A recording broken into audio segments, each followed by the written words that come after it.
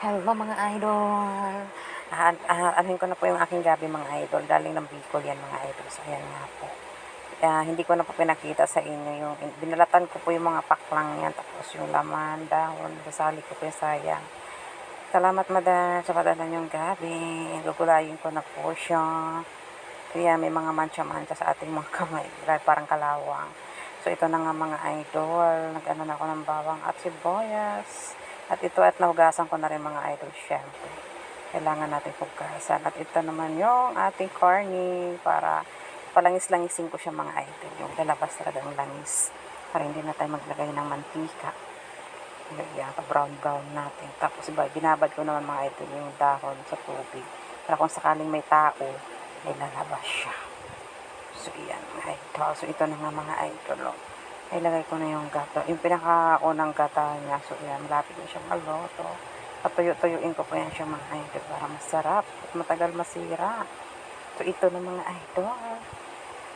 Yan. Luto na siya. Kain-kain na tayo mga idol. Kain po. Ang sarap. At may siling green yan mga idol. Sa tanim ko yan. Kinuha kaming tanim ko mga idol. May tanim ko sa akong siling green. So, yan mga idol. Kain tayo. Kain tayong tanghalian. Ayan, sarap na ito.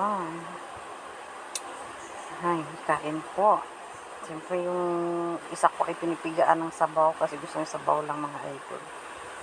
Nakakain siya ng gabi pag di puro dahon, laing yung dry na dahon lang. Pero pag may paklang, ayaw niya kasi malaway. So, ayan. Kain po tayo. Ang sarap talaga mga idol. Lalong-lalo pag nasa probinsya ka na. Ay, laging gulay, laging gulay. Ang sarap ng ulam doon. Healthy.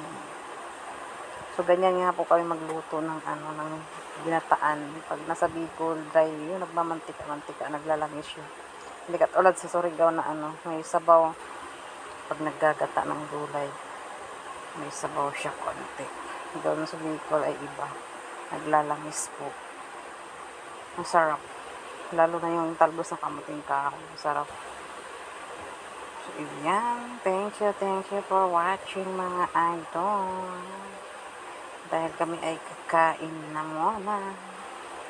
I-end ko na po yung aking video.